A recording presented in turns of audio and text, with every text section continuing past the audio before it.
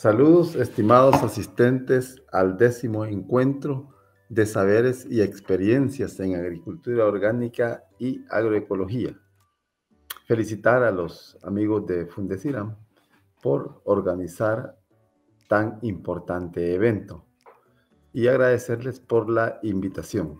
En esta oportunidad, su servidor, Dagoberto Pérez, les presentará el tema plantas con potencial alimenticio y nutricional que se encuentran en El Salvador. Uno de los aspectos que es importante tomar en cuenta es el tema del cambio climático.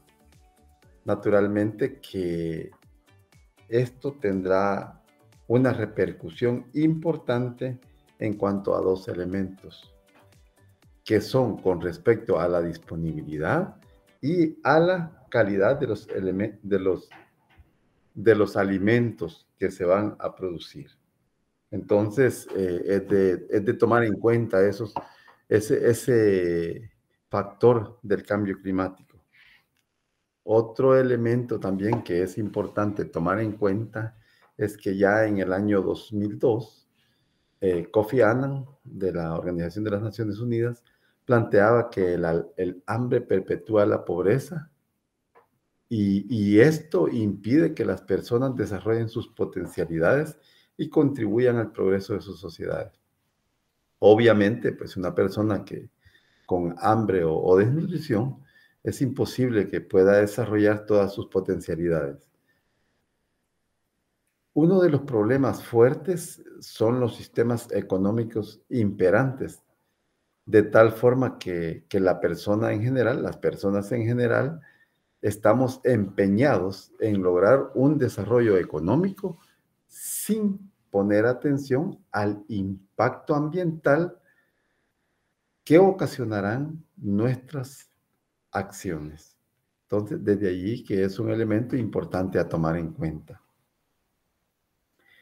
Otro elemento importante es que en todas las comunidades del territorio nacional, de punta a punta, existen algunas especies con potencial nutricional que hasta el momento no han sido aprovechados. Casi seguro que en las comunidades donde ustedes habitan existen algunas especies de estas que son comestibles y que por alguna razón para nosotros pues no tenemos ese conocimiento de ese potencial alimenticio y nutricional que poseen estas especies. De allí que eso suele ser como un elemento importante a tomar en cuenta cuando hablamos del tema de seguridad alimentaria. Según las Naciones Unidas, plantea que la seguridad alimentaria se consigue cuando todas las personas, en todo momento, tienen acceso físico y económico a suficiente alimento, seguro y nutritivo, para satisfacer sus necesidades alimenticias y sus preferencias, con el objeto de llevar una vida activa y sana. Naturalmente que es importante tomar en cuenta también el tema de la soberanía alimentaria, que todavía es un fenómeno más profundo, dado que considera otros elementos importantes también con respecto al tema de la seguridad alimentaria.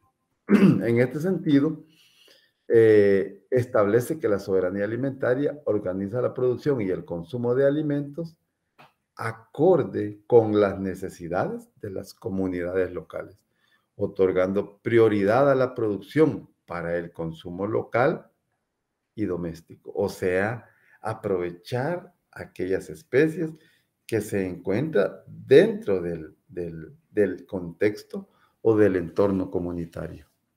Proporciona el derecho a los pueblos a elegir lo que comen y de qué manera quiere producirlo. De ahí la importancia de este tipo de trabajos.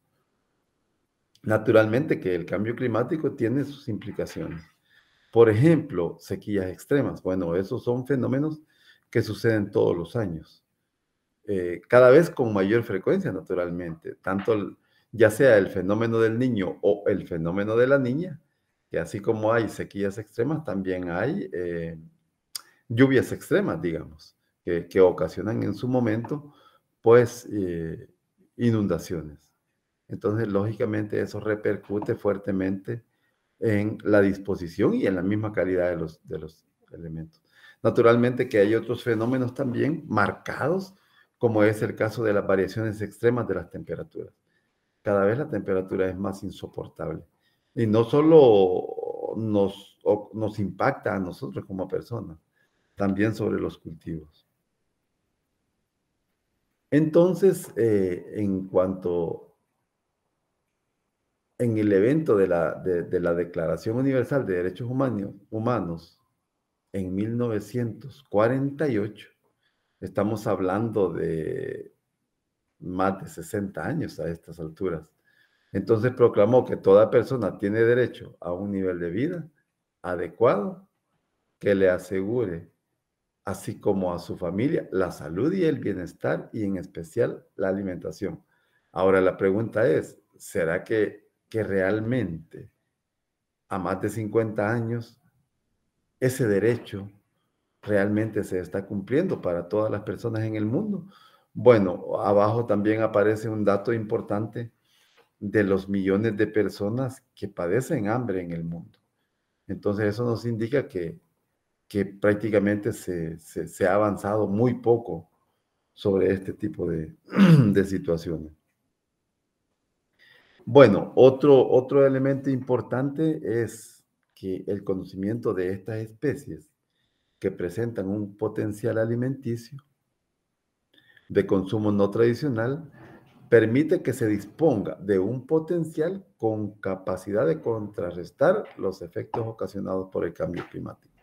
Es importante poner atención a todas estas especies que se encuentran allí y que las tenemos en nuestras comunidades y que por alguna razón desconocemos tanto su potencial nutricional como la posibilidad de que estas especies sean consumidas. El trabajo tiene uno de sus objetivos identificar las plantas alternativas con potencial nutricional que son consumidas por algún segmento de la población salvadoreña.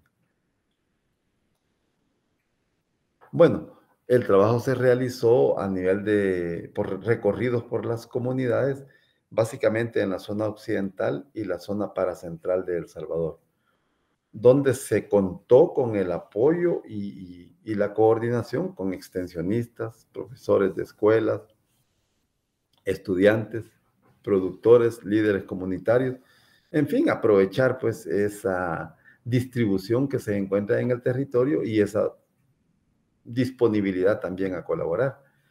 Y allí en el estudio se pudo consultar algunos datos. Por ejemplo, identificar aquellas especies vegetales que son consumidas como alimento alternativo a nivel local, la parte de la planta que es consumida, por ejemplo, el tallo, la hoja, la flor, etcétera, dependiendo del caso, la forma como se prepara para ser consumida. Algunos de estos productos encontrados o de estas plantas encontradas se consumen sin ningún tratamiento previo, pero otras requieren algún tipo de tratamiento. Digamos, por ejemplo, la verdolaga, para decir un ejemplo, o el talpupo, qué sé yo, más adelante vamos a ver estas especies. Y bueno, algunos aspectos más técnicos como la familia y el nombre científico de estas especies. Otra información que se obtuvo fue el tema del geoposicionamiento, porque la idea es también disponer de un mapa donde tengamos la certeza que existen estas especies. En un momento determinado de una hambruna, pues fácilmente podemos ir a esos lugares y sabemos que allí podemos encontrar esas especies con ese potencial alimenticio y nutricional. Se tomaron fotografías también de estas plantas. Esta información posteriormente fue recopilada, se hicieron algunas bases de datos donde se organizaron de acuerdo eh, a la parte que es comestible, su forma de preparación y naturalmente estudiadas mediante claves taxonómicas y documentación precisa a nivel de nombre científico y familia. Y toda esta información naturalmente que fue sistematizada. Al final, la información fue organizada mediante, de esta forma, plantas que se consume la hoja, plantas que se consume como fruta fresca y plantas que se consume el fruto procesado o semillas, plantas que se consume la flor, que se consumen las raíces o tubérculos, y el caso de plantas que se consumen, digámoslo, picante, pues, que también se encuentran. Algunos resultados. Bueno, toda la riqueza de especies de plantas encontradas permite de alguna forma que a nivel de las comunidades donde la consumen dispongan de una mayor diversificación productiva, o sea, esa riqueza de especies, lo cual permite mejorar la dieta de las familias. Y eso es muy importante, darse cuenta que existen esas especies en la comunidad de tal forma que podamos enriquecer nuestra dieta diaria. Dentro de las especies, ustedes conocerán muchas de ellas, los nombres más comunes que fueron mencionados. Algunos tienen 2, 3, 4 nombres, pero bueno, al menos los más genéricos acá se plantean. Me imagino que ustedes podrán, la verdolaga, yo ya la consumí, o nosotros en nuestra comunidad la preparamos de esta forma.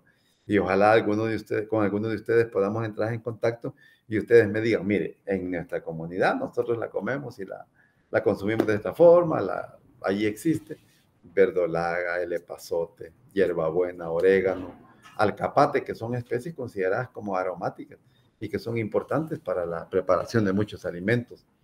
Zacate limón, por ejemplo, que es una planta básicamente como una infusión, un té. Los cochinitos y el papelillo, por ejemplo, especies que son utilizadas, por lo menos en la zona occidental, el papelillo, por ejemplo, para la elaboración de pupusas. Y de igual forma muchas personas también manifiestan que la comen de diferentes formas también. El chipilín, la mora, que es como un poco más común, el berro para zonas donde existen humedales o ríos, la chaya, que también es una especie que está cobrando mucha relevancia últimamente.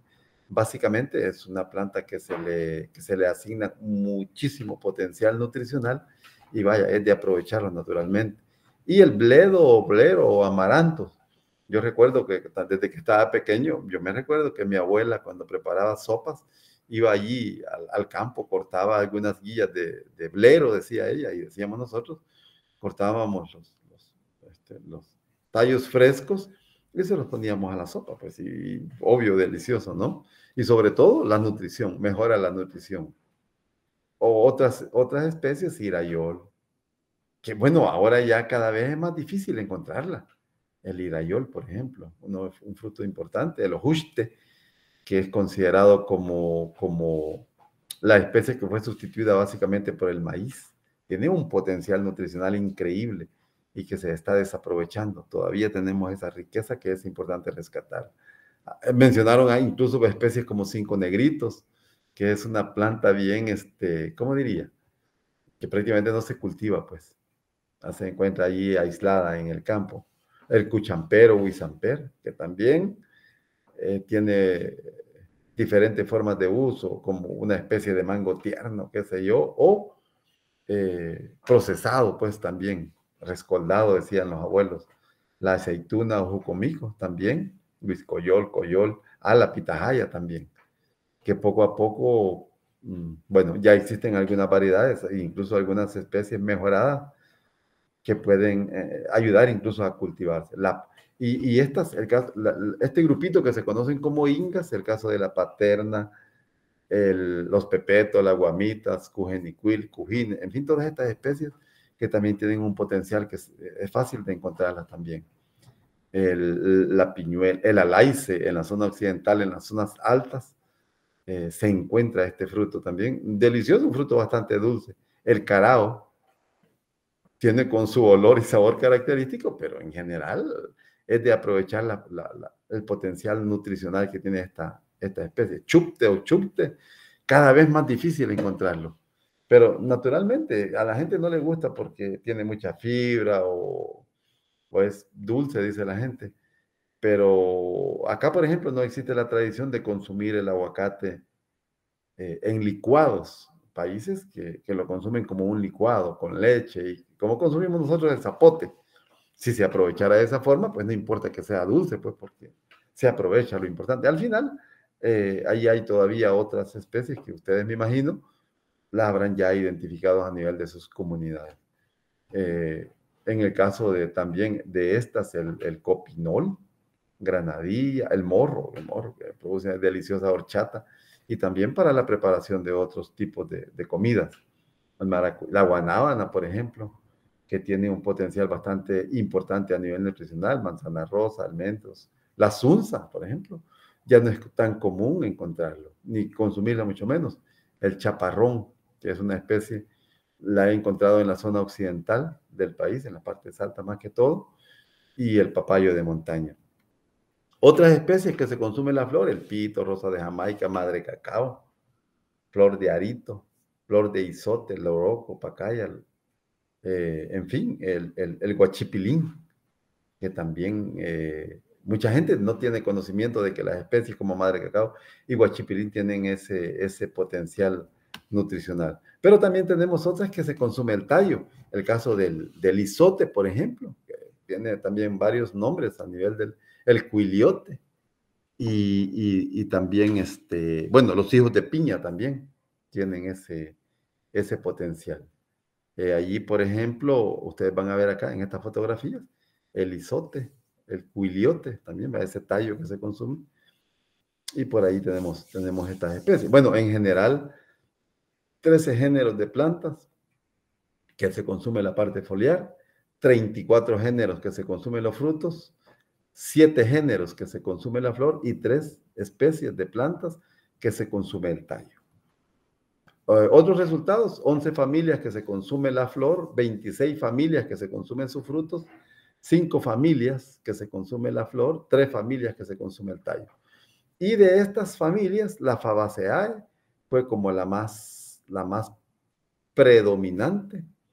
Naturalmente que encontramos también la Arecaceae, otro grupo también, como son como algunas familiares de la malanga, por ejemplo, y algunas anonáceas, familias de la anona también, y cucurbitáceas, que tienen que ver con ayotes, pipianes y todo ese tipo de especies. En general, el presente estudio reporta 36 familias y 58 géneros de plantas. Como conclusión, la información generada constituye una base de datos importantes a fin de que instituciones comprometidas, en este caso como Fundeciram y otras tantas instituciones, comprometidas con el medio ambiente y la seguridad alimentaria, puedan promover el rescate y divulgación hacia el resto de la población. Entonces, este tipo de evento permite eso, ese intercambio de conocimientos y que nos ayuda a enriquecer ese potencial nutricional que poseemos a nivel comunitario. Ahí el pito, ¿verdad? Tan delicioso, y de hecho en este momento está en producción, pues y es factible que lo podamos encontrar. Nada más, espero que esta información realmente nos sirva para que tomemos en cuenta esa riqueza de especies que poseemos en nuestras comunidades y sobre todo que la podamos aprovechar al máximo. Así es que muchísimas gracias a los amigos de Fundeciram por habernos dado la oportunidad de poder compartir esta información y bueno, quedamos abiertos para aportes, que es lo más importante, o algún tipo de pregunta que pueda surgir. Muchísimas gracias.